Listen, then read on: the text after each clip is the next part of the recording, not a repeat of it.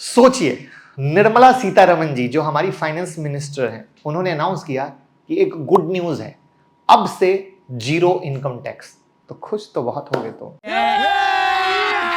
अभी मजा आएगा ना भिड़ो। राइट, होना भी चाहिए। हार्ड अर्न मनी जो गवर्नमेंट को देना पड़ता है। लेकिन क्या कभी आपने सोचा है, हमारे देश से जो काफी छोटे देश हैं जैसे Dubai, Bahrain, Maldives, Bermuda, Monaco, Oman जैसे कंट्री टैक्स फ्री हो सकते हैं, तो इंडिया क्यों नहीं? और अब हो भी गया इनकम टैक्स फ्री, तो क्या बेनिफिट और क्या नुकसान होंगे हमारे लिए भी और सरकार के लिए भी, इसको समझते हैं। और वीडियो का लास्ट बहुत ही इंटरेस्टिंग होने वाला है। लेकिन आप में से कौन कौन चाहता है टैक्स जीरो हो जाए, कमेंट में बताइए। और पहली बार आए हैं तो ऐसी ही फाइनेंशियल लर्निंग के लिए चैनल को सब्सक्राइब कर लीजिएगा। वीडियो आपके सामने दिख रही है, तो पहले तो फायदे जान लेते हैं। सबको फायदे जानने में इंटरेस्ट है। जीरो टैक्स होना चाहिए, ये सिर्फ हम नहीं चाहते हैं। एक्चुअली बीजेपी के एमपी हैं सुब्रमण्यम स्वामी, वो भी इस बात को सपोर्ट करते हैं। उनका कहना है कि देश की इकोनॉमिक ग्रोथ को रिवाइव करने के लिए इनकम टैक्स खत्म करना चाहिए। दुनिया में कई देश हैं जहां पर्सनल इनकम टैक्स नहीं लगता है, जैसा कि मैंने वीडियो के शुरू में बताया। तो इसी स्टेटमेंट को पहले समझने की कोशिश करते हैं। और इसको समझने के लिए आपको यह समझना पड़ेगा कि टैक्स कितने तरह के होते हैं, राइट? तो सरकार आपसे दो तरीके से टैक्स लेती है, डायरेक्ट और इनडायरेक्ट। डायरेक्ट टैक्स वो होते हैं जो आप एक इंडिविजुअल या कंपनी सीधा सरकार को देते हैं, जैसे corporate tax, capital gain tax, property tax, income tax.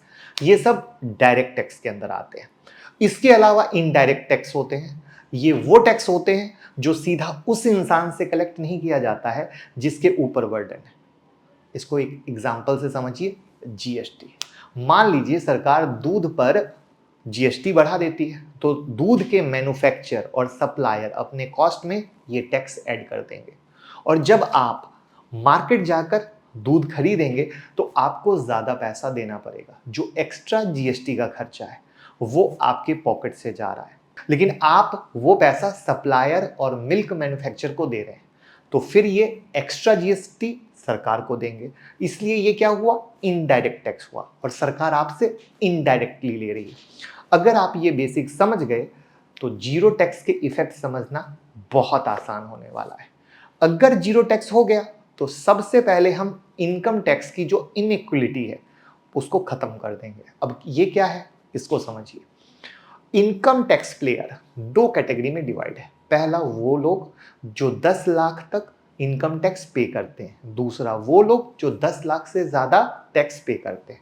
सो यूनियन बजट 2024 में एक डेटा रिवील हुआ जिसमें यह बताया गया कि भारत में जितना टैक्स कलेक्ट किया जाता है उसका 50% टैक्स उन लोगों से आता है जो लोग अप टू 10 लाख टैक्स पे करते हैं, और रिमेनिंग 50% उन 3% लोगों से आता है जो लोग 10 लाख से ज्यादा टैक्स पे करते हैं।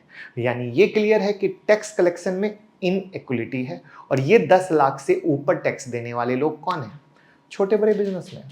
अब अगर ये टैक्स हटा दिया गया तो एज सिटीजन और स्मॉल बिजनेसमैन आपके ऊपर और इकोनॉमी पर क्या इंपैक्ट आएगा, अब यही तो समझना है।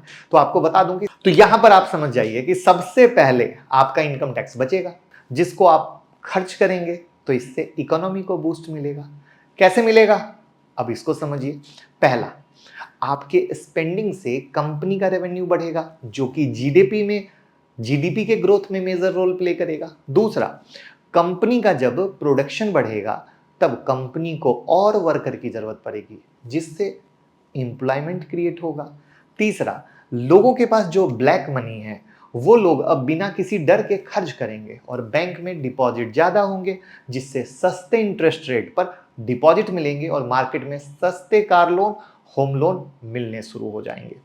चौथा, इंडिविजुअल अगर आपका साल का 50,000 भी टैक्स बचता है, यानी महीने का 4,166 रुपया बचा, जिसकी मंथली एसआईपी करके आने वाले टाइम में आप खुद के लिए करोड़ों का corpus as a retirement plan कर सकते हैं। और अगर आपको म्यूचुअल फंड हमारे साथ करना है तो गूगल फॉर्म भर दीजिएगा, लिंक डिस्क्रिप्शन में। तो ये थी इकोनॉमी और सिटीजन के पर्सपेक्टिव से। लेकिन इसके डिमेरिट्स भी बहुत हैं और शायद यही रीजन है कि इनकम टैक्स हटा पाना इंडिया के लिए मुश्किल ही नहीं, मुझे तो पर्सनली नामुमकिन लगता है। तो अब वो क्या है उसको समझिए।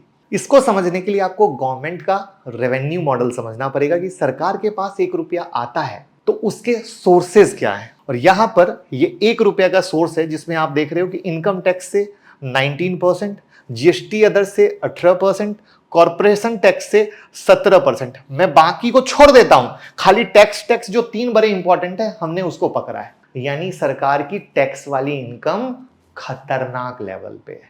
तो अगर सरकार टैक्स को जीरो कर दे तो अपने इकोनॉमी को क्या होगा, फिस्कल डिफिसिट का सामना करना पड़ेगा। अब आप कहोगे ये क्या है, तो यानी एक्सपेंडिचर और रेवेन्यू में डिफरेंस आएगा और ये जितना ज्यादा होगा इकोनॉमी के लिए खराब होगा। तो चलिए एक टाइम के लिए मान लेते हैं कि सरकार ने इनकम टैक्स जीरो कर दिया। अब उसका नतीजा क्या होगा वो जानिए। ये जो टैक्स से रेवेन्यू आता है सरकार को, उसकी भरपाई के लिए सरकार को 2 तरीके अपनाने पड़ेंगे। या तो ह्यूज डेट लेना पड़ेगा या जीएसटी को अनाप शनाप बढ़ाना पड़ेगा। अब ह्यूज डेट लेने से क्या होगा, वही होगा जो श्रीलंका का हुआ। 2019 में इलेक्शन से पहले सरकार ने इनकम टैक्स को कम कर दिया, ये जानते हुए कि उनके पास रेवेन्यू के रिसोर्सेज नहीं है। उनका रेवेन्यू मेनली टूरिज्म से आता है। अब देश को चलाना है तो पैसे की जरूरत पड़ेगी, इनकम टैक्स भी हटा दिया। सो उन लोगों ने ह्यूज डेट ले लिया। डेट इतना बढ़ गया कि श्रीलंका गवर्नमेंट ने बैंकरप्ट डिक्लेयर कर दिया। सो गवर्नमेंट के रेवेन्यू और एक्सपेंडिचर में गैप को फील करने का सोर्स क्या हुआ, इनकम टैक्स। अब डेट तो ले नहीं सकते तो चलो इनडायरेक्ट टैक्स बढ़ा देते हैं। यानी अब हम बात करते हैं कि चलो मान लो जीएसटी बढ़ा दे, कस्टम ड्यूटी बढ़ा दे। और अगर जीएसटी बढ़ गया तो गरीब और अमीर में बहुत ज्यादा फर्क आ जाएगा। यानी जो फर्क आज है बहुत ज्यादा बढ़ेगा। क्यों, ये बात नेचुरल है कि इनकम टैक्स प्रोग्रेसिव नेचर का होता है, जबकि इनडायरेक्ट टैक्स यानी जीएसटी रिग्रेसिव नेचर का होता है। जो लोग अमीर होते हैं वो इनकम टैक्स देते हैं और ये पैसा सोसाइटी के फायदे के लिए इस्तेमाल होता है। और सोसाइटी के फायदे के लिए इस्तेमाल हुआ तो कहीं ना कहीं जो समाज के कमजोर वर्ग हैं उनको हेल्प मिलती है, जो लोग टैक्स देने में असमर्थ होते हैं। इनडायरेक्ट टैक्स रेग्रेसिव होता है। इसका मतलब क्या है, तुम खरीदो और तुम टैक्स दो। तो अगर सरकार डायरेक्ट टैक्स इनकम टैक्स खत्म कर देती है तो आम लोगों को सामान की कीमतें भयंकर जंप करती हुई दिखेंगी, क्योंकि सरकार अपनी रेवेन्यू को इनडायरेक्ट टैक्स यानी जीएसटी से पूरा करने की कोशिश करेगी। इसका मतलब कंज्यूमर गुड्स पर ज्यादा टैक्स लगेगा, जिसका आम जनता पर नुकसान होगा। और इसका सबसे बड़ा प्रभाव ये होगा कि इनकम गैप और बढ़ेगा। अमीर अमीर होते जाएंगे, गरीब गरीब होते जाएंगे और मिडिल क्लास तो यूं ही मर रहा है और मरता जाएगा। एग्री करते हो? तो अमीर लोग तो क्या करेंगे, डायरेक्ट टैक्स से छुटकारा पा लेंगे, क्योंकि अमीर लोग जनरली बिजनेसमैन ही होते हैं। वो लोग जीएसटी कस्टमर को ट्रांसफर कर देंगे। इससे क्या होगा, गरीब और मीडियम वर्ग का ही तो नुकसान है ना।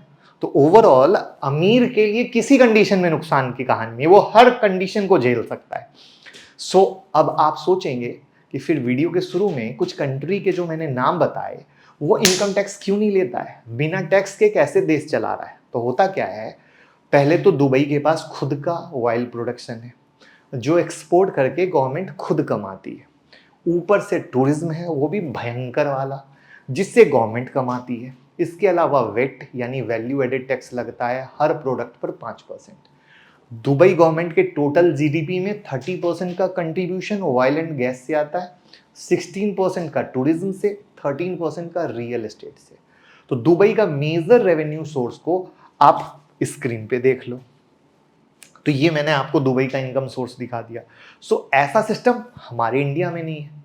तो ना कोई ऐसा प्रोडक्ट जिस पर सरकार का कंट्रोल हो और उसको इतने बड़े स्केल पर एक्सपोर्ट करे जैसे दुबई करता है, वो हम नहीं कर सकते। तो अगर हम समरी करें तो इनकम टैक्स जीरो करने से फायदे और नुकसान दोनों हैं जो आपने समझा। आपको क्या लगता है, जीरो टैक्स सिस्टम इंडिया में होना चाहिए या नहीं होना चाहिए? कमेंट में बताइए। और कोई ऐसे पॉइंट जिसको मैं कवर करना रह गया हूं तो भी बताइए, मुझे भी सीखने को मिलेगा। लेकिन अगर आपने सीखा हो तो वीडियो को शेयर कर दीजिएगा। Thank you so much.